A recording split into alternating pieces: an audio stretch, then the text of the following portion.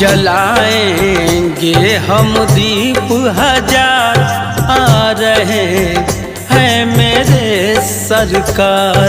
जलाएंगे हम दीप हजार, आ रहे हैं मेरे सरकार।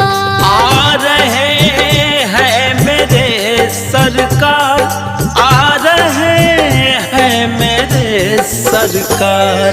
सज रहा है अवध दरबार, सज रहा है अवध दरबार, आ रहे हैं मेरे सरकार। जलाएंगे हम दीप हजार, आ रहे हैं मेरे सरकार। आएंगे मेरा प्रभु जी, आएंगे मेरा, बन जाएंगे काम, सब बन जाएंगे काम।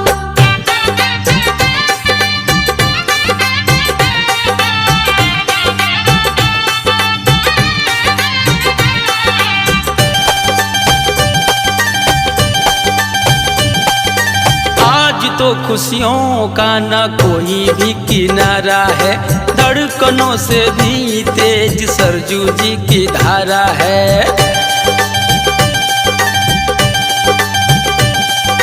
आज तो खुशियों का ना कोई भी किनारा है, धड़कनों से तेज भी सरयू जी का धारा है। हो रहा हर तरफ जयकार, हो रहा हर तरफ जयकार, आ रहे हैं मेरे सरकार। जलाएंगे हम दीप हजार, आ रहे हैं मेरे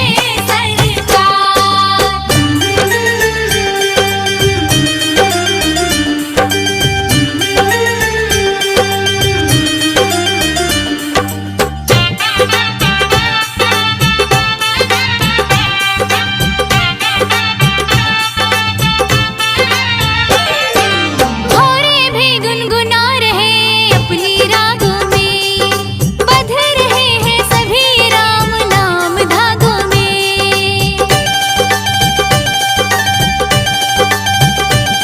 ओ भौरे भी गुनगुना रहे अपनी रागों में, बंध रहे हैं सभी राम नाम धागों में। मिट रहे हैं सारे अंधकार, मिट रहे हैं सारे अंधकार, आ रहे हैं मेरे सरकार। जलाएंगे हम दीप हजार, आ रहे हैं मेरे सरकार। आएंगे मेरा प्रभु जी, आएंगे मेरा, बन जाएंगे काम, मेरे सब बन जाएंगे काम।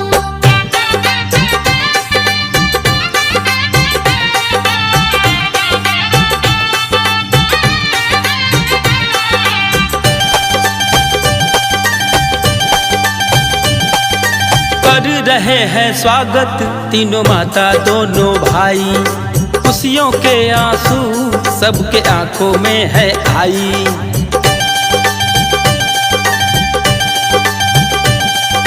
कर रही है स्वागत तीनों माता दोनों भाई, खुशियों के आंसू सबकी आंखों में है आई।